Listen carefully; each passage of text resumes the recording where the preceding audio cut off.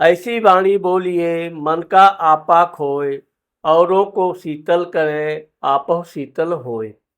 मित्रों, आप समझ गए होंगे कि मैं कुंभ राशि के लोगों का वर्ष 2025 का नए वर्ष के बारे में आज आपको बताने वाला हूं। तो कुंभ राशि के लोगों का मैं सबसे पहले नए वर्ष की हार्दिक शुभकामनाएं देता हूं और भगवान से ये प्रार्थना करता हूं कि कुंभ राशि के लोगों का जीवन में जो कष्ट, तकलीफ, समस्या थी वो समाप्त हो जाए और इनका जीवन सुखमय व्यतीत हो।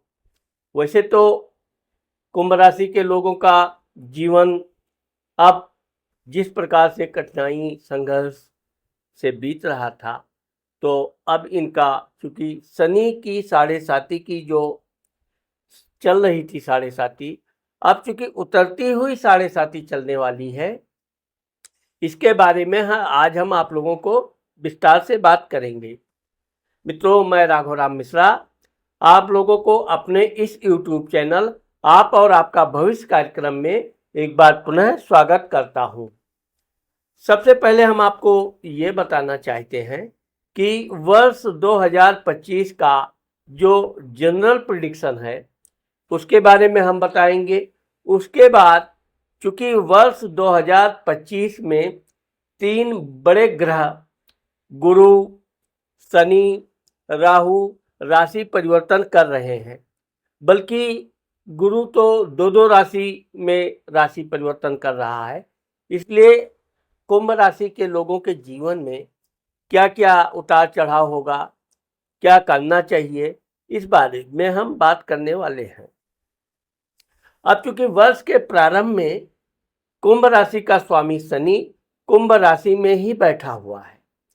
अब चूंकि कुंभ राशि के लोगों का जो अभी शनि की साढ़े साती चल रही, तो इस साढ़े साती में आपका कोई भी काम धीरे धीरे चलेगा। कभी कभी तो इतना परेशान हो जाएंगे आप, निराश हो जाएंगे कि काम बनते बनते लगेगा कि बन ही नहीं पाएगा। लेकिन अब आपका समय परिवर्तन होने जा रहा है। 29 मार्च से जब आपकी शनि की साढ़े साती का उतरता हुआ साढ़े साती यानी तीसरा चरण प्रारंभ होगा, तो ये एक कहावत है कि उतरती साढ़े साती आदमी को बहुत कुछ देके जाती है। अब चूंकि कुंभ राशि का स्वामी भी शनि है, इसलिए शनि महाराज कुंभ राशि के लोगों के ऊपर इस वर्ष कृपा करने वाले हैं। ये बात आप मान के चलिए।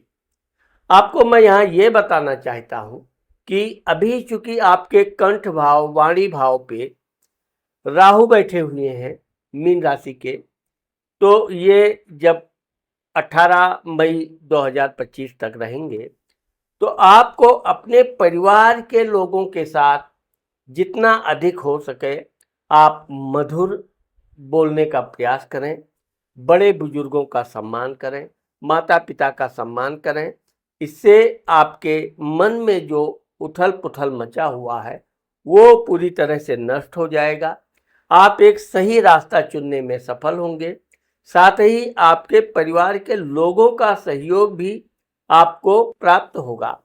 अब चूंकि ये धन भाव, वाणी भाव, कुटुंब भाव है, धन के मामले में आप जो भी काम करेंगे, आप इस मामले में आपको इस बात का ध्यान रखना है कि परिवार के किसी भी व्यक्ति की चुगली, शिकायत आप परिवार के बाहर के लोगों से ना करें, तो यह आपके लिए बहुत अनुकूल और अच्छा साबित होगा।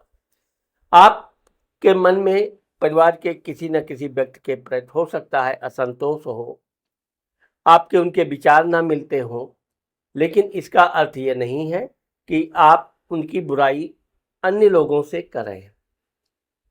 पराक्रम घर, अब देखिए आपके तीसरा भाई पराक्रम स्थान का स्वामी मंगल वर्ष के प्रारंभ में आपके रोग, शत्रु, कर्ज स्थान में है। बेवजह आपको शत्रुओं के द्वारा परेशान करने की योजना बन सकती है। गुप्त शत्रु आपको परेशान कर सकते हैं। अधिक भाग दौड़ अगर आप करते हैं तो आप अपने खान पान पर विशेष ध्यान रखिए। अच्छा पौष्टिक चीज़ें खाइए, आप मेहनत कीजिए। मेहनत करने का आपका परिणाम ये होगा कि आप अपने शत्रुओं को अपने बाहुबल से, अपने सूझबूझ से परास्त करने में सफल होंगे। जहाँ तक आपका भाइयों से संबंध है, तो विशेषकर भाइयों से आप संबंध मधुर बना के रखिए। उनसे तो विवाद आप ना ही करें तो उत्तम रहेगा। विशेषकर अगर छोटे भाई हैं तो छोटे भाइयों से तो विवाद बिल्कुल नहीं करना चाहिए। चतुर्थ भाव, माता मित्र मकान सुख भाव। अब देखिए यहाँ पर गुरु बैठा हुआ है वृषभ राशि का, तो गुरु वृषभ राशि का अपनी शत्रु राशि का बैठा है। क्योंकि गुरु स्थान दोषः करता है, लेकिन जब गुरु खुद पीड़ित रहता है तो वह गुरु अपने स्थान में दोष न देकर आपके लिए यहाँ पर एक अच्छी बात ये दे रहा है कि अगर आप कोई मकान, प्रॉपर्टी, जमीन खरीदना चाहते हैं, आप खरीदिए। आपके मित्रों ने जो आपको वचन दिया है वो मित्र आपके वचन पक्का वादा निभाएंगे। विशेषकर आपके माताजी का स्वास्थ्य अच्छा रहेगा। मित्रों के मामले में देखा जाए तो नए मित्र आप बना तो बड़ी जल्दी लेते हैं, क्योंकि कुंभ राशि के लोग बहुत भावुक स्वभाव के होते हैं, बड़ी जल्दी विश्वास कर लेते हैं और यही विश्वास इनके लिए कभी कभी हानि कर देता है। लेन देन के मामले में वैसे तो ये थोड़ा समझदार होते हैं, बहुत जल्दी किसी से लेन देन नहीं करते हैं, लेकिन लेन देन न होने के बावजूद भी इनकी भावुकता ही इनके लिए परेशानी बन सकती है। इसलिए नया मित्र बनाते समय आप इस बात का ध्यान रखें कि उसे अपने परिवार के बारे में कुछ अधिक ना बतावें तो ज़्यादा ठीक रहेगा। वाहन आदि आप अगर लाने का विचार कर रहे हैं तो 29 मार्च के बाद आप वाहन आदि का संक्रय कर सकते हैं। और अगर आप घर में कोई सुख सुविधा से संबंधित कोई इलेक्ट्रॉनिक सामान आदि भी लाना चाहते हैं तो आप ला सकते हैं। अभी हम बताएंगे कि गुरु जब राशि परिवर्तन करेगा तो उसका क्या फल होगा। पंचम स्थान, अब देखिए पंचम स्थान आपका संतान विद्या भाव का मालिक स्वामी होता है। यहाँ का स्वामी बुध होता है। अब देखिए वर्ष के प्रारंभ में बुध आपके दसम घर में मान सम्मान प्रसिद्धि पिता स्थान में बैठा है। आपका संतान अगर कोई नौकरी आदि करना चाह रहे हैं, कोई परीक्षा दे दिया है, तो उनको निश्चित तौर पे अपने परीक्षा में सफलता का योग बन रहा है। दूसरी चीज़ यह है कि अगर आप कोई शिक्षा ग्रहण कर रहे हैं, कोई डिग्री लेना चाहते हैं, तो आप अपनी डिग्री के लिए पूरा प्रयास कीजिए, आपको अपने काम में सफलता प्राप्त होगा। यहाँ पर ये चीज़ का ये मैं आपको बताना चाहता हूँ कि कभी कभी आप निर्णय तो ले लेते हैं, लेकिन उस कार्य को करने में थोड़ा आलस्य पैदा हो जाता है। इसलिए पढ़ाई लिखाई के क्षेत्र में, कोई भी शिक्षा से संबंधित क्षेत्र में आप जितना जल्दी अपने काम को शुरू कर देंगे उतना आपको लाभ मिलेगा। अब यहाँ पर मैं कुंभ राशि के लोगों को ये भी बताना चाहता हूँ कि अगर आपके जीवन में कोई नया कार्य करने की योजना बन रही है तो आप सही दिशा में जा रहे हैं। आप अपने कार्य को योजना के अनुसार आगे बढ़िए, इसमें आपको सफलता मिलेगा।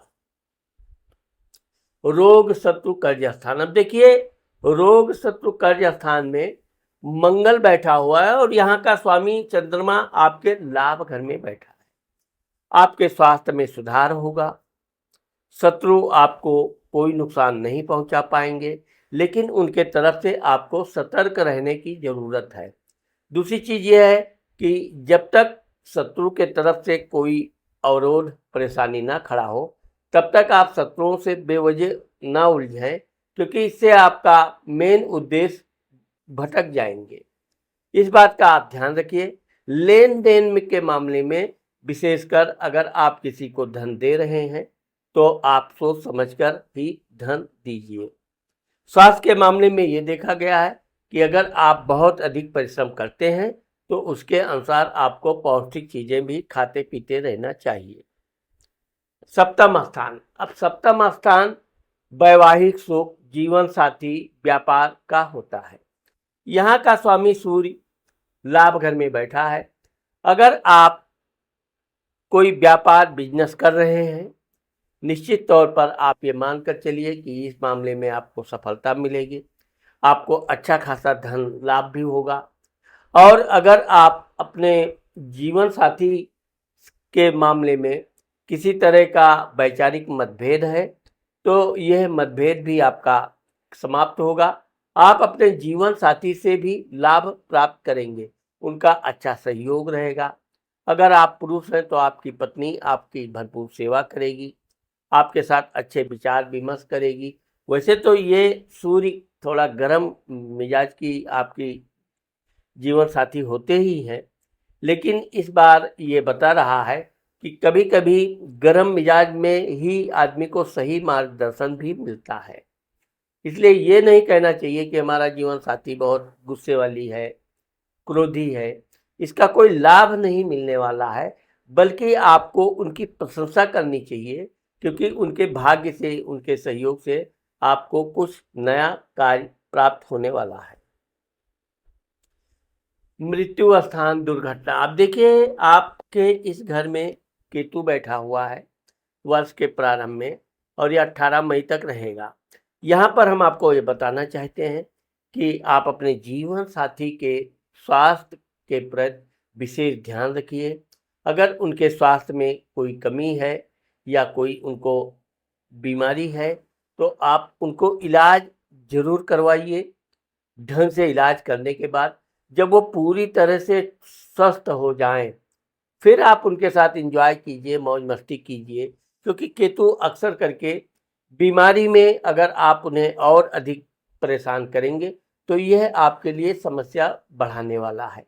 इसलिए इस बात का आपको ध्यान रखना चाहिए, विशेषकर 18 मई तक, कि अगर उनके स्वास्थ्य में कोई कमी है या आपके उनके विचारों में भी कोई कमी है, तो भी आप उसको बैठ के सुलझा के आपका बातचीत करके मामला निपट जाएगा और उनसे आपके संबंध में सुधार होने लगेगा। धर्म स्थान, भाग्य स्थान, अब आप देखोगे कि धर्म और भाग्य स्थान का स्वामी शुक्र आपके राशि में ही बैठा हुआ है। तो वर्ष के प्रारंभ में जो ग्रह जैसे जिस पोजीशन में बैठते हैं, तो ये एक अपना मार्गदर्शन दिखा देते हैं कि आपका आगे आने वाला समय कैसा रहेगा। इस वर्ष आपको कोई नई महिला मित्र से या विपरीत योनि से आपके दोस्ती हो सकती है, जान पहचान हो सकती है। उनके साथ आपके संबंध बहुत अच्छे रहेंगे, क्योंकि वो आपके भाग्य से मिलेंगे। इसलिए इस मामले में आप मान के चलिए कि अगर वो विपरीत योनि के लोग हैं, यानी आप स्त्री हैं तो पुरुष, पुरुष हैं तो स्त्री, इनसे अगर आपकी जान पहचान दोस्ती होती है, तो यह आपके भाग्य के लिए अच्छा रहेगा। आप उन पर भरोसा कर सकते हैं और उनके द्वारा कोई भी, जैसे उनके साथ आप मिलकर बिजनेस कर सकते हैं। उनकी सलाह आप मानेंगे तो आप हमेशा फायदे में ही रहेंगे। दसम घर, अब दसम घर पिता स्थान, मान सम्मान, प्रसिद्धि, नौकरी का होता है। यहाँ पर चूंकि बुध बैठा है, बुध वृश्चिक राशि का स्वामी है। अब आपके चूंकि दसम घर का स्वामी मंगल होता है, तो यहाँ आप देखोगे कि एक तो बुध के बैठने से आप अगर नौकरी करते हैं, तो आपका अपने अधिकारियों के साथ बहुत अच्छे मीठे बातचीत करने वाले रहेंगे। अधिकारियों से भी आपको सहयोग मिलेगा, इनसे किसी तरह का कोई तनाव नहीं है। लेकिन इस बात का ध्यान रखिए कि आपको अपने अधिकारियों की बुराई, चुगलखोरी नहीं करनी चाहिए।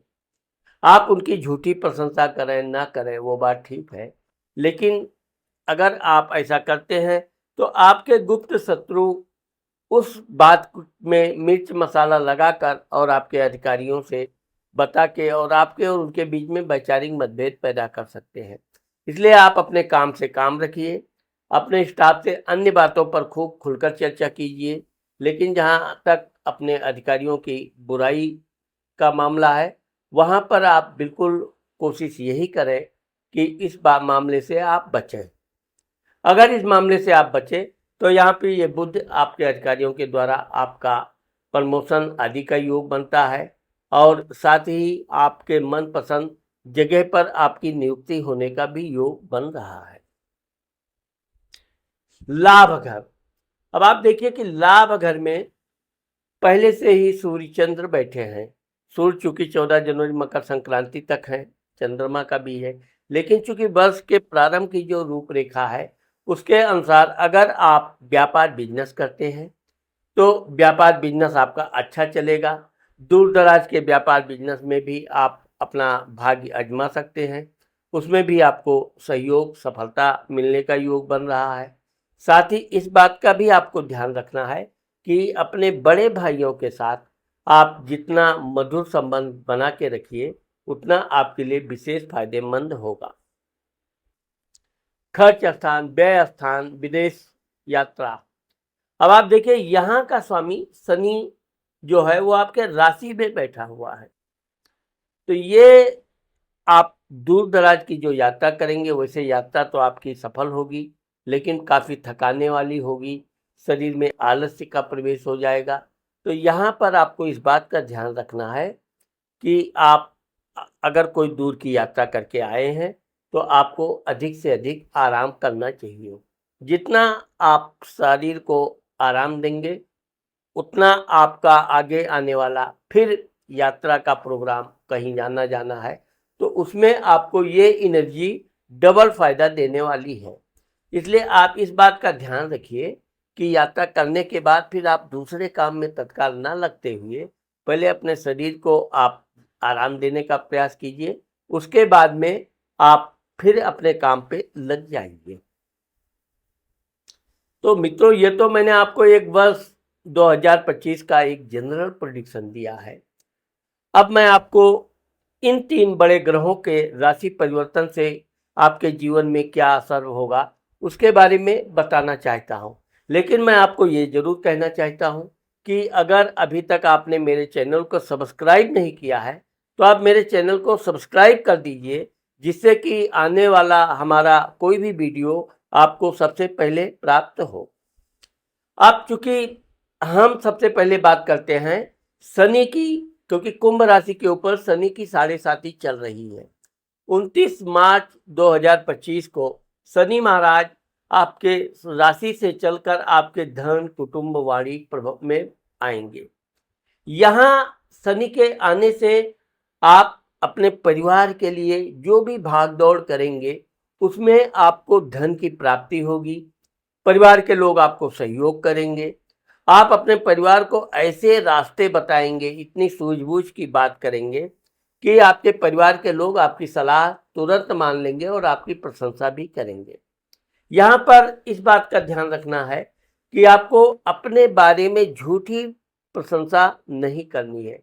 मैंने ये किया, मैंने वो किया, आपने किया भी है तो भी अपनी कोई डींगा हाँकने की जरूरत नहीं है, और अगर नहीं किया है तो असत्य बोलने से आप बचें। ये शनि आपके सुख भाव को देखेगा, आपको अपने घर से दूर यात्रा करवाएगा। यह यात्रा आपके लिए हर प्रकार से सफल होगा। साथ ही इस बात का आप विश्वास रखिए कि चूंकि ये जो अब उतरती 7.5 है, यह आपको धीरे धीरे धन देके जाएगी। बहुत से कार्य आपकी यात्रा वगैरह ऐसे हैं जो रुक गए थे, उसमें फिर गति आएगी। आपका अगर आप व्यापार बिजनेस करते थे तो आपका व्यापार बिजनेस लड़खड़ा चुका था, लेकिन वो और तेजी से सुधार होगा, क्योंकि ये शनि आपके अष्टम घर को भी देखेगा। मृत्यु स्थान, रोग, दुर्घटना, सेक्स, इस बात का आप यहाँ ध्यान रखिए कि जितना अधिक से अधिक हो सके आप अपने काम में अपने आप को बिजी रखिए। फिजूल की बातों के बारे में आप सोचें ही मत, क्योंकि जितना आप सोचेंगे उतना मन आपका भ्रमित होता जाएगा और वो गलत रास्ते की तरफ ले जाएगा। क्योंकि शनि की उतरती 7.5 से आपको धन मिलने लगेगा, तो यह जो धन आपको प्राप्त होगा, इस धन में आपको इस बात का ध्यान रखना है कि इस धन का दुरुपयोग ना हो, क्योंकि यह धन आप बड़ी मेहनत परिश्रम से कमाएंगे और यह जितना अधिक बचत करेंगे वो आपके भविष्य के लिए बहुत लाभदायक सिद्ध होगा। क्योंकि शनि यहाँ पे बैठ के 7वीं दृष्टि देखेगा, ये 8वीं 9वीं और ये आपके लाभ घर को देखेगा। अब धन भाव में बैठा हुआ शनि, आपके राशि का स्वामी शनि आपके जब लाभ घर को देखेगा, तब यह आपकी जो गाड़ी पटरी से उतर चुकी थी, ये धीरे धीरे फिर आपके काम में वृद्धि करने लगेगा। आप अगर नौकरी करते हैं तो जी अगर आपके अपने अधिकारियों से विचार कम मिलते थे, वैचारिक मतभेद था, काम अधिक करने से थकान लगती थी, वो आपकी समस्या समाप्त हो जाएगी। आपके इस घर में शनि के देखने का मतलब ही ये हुआ कि अधिकारियों के साथ भी आपके संबंध में पुनः सुधार होने लगेगा।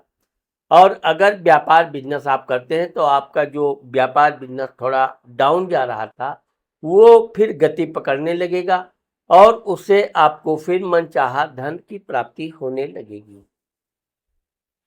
अब मैं आपको यहाँ पर ये बताना चाहता हूँ कि गुरु इस वर्ष 15 मई 2025 को गुरु वृषभ राशि से मिथुन राशि में आ रहा है। अब वैसे तो गुरु चौथा गुरु है, शुभ ही फल देता है, लेकिन चौथे से अधिक जब यह आपके मूल त्रिकोण में आएगा, यानी कि आपके पंचम संतान विद्या भाव में आएगा, यह आपके लिए एक नई जोश, उत्तेजना और विश्वास के साथ आएगा। आप के अगर बच्चे, मैंने आपको पहले भी बताया है कि कोई परीक्षा आदि की तैयारी कर रहे हैं तो आप उनके मनोबल बढ़ाइए, उनको अपने काम में सफलता मिलेगी। वैसे तो आपके बच्चों को कठिनाइयाँ आएंगी, ऐसा नहीं कि आप बहुत आराम से वो अपना काम में सफल ही हो जाएंगे, परंतु आप अगर उनको हिम्मत बढ़ाते हैं, उनके जिज्ञासा पैदा करते हैं कि आप उनको कि अपने परीक्षा में निकल जाओगे, जो भी काम आप करना चाहते हो उसमें सफल होगे, ये मेरा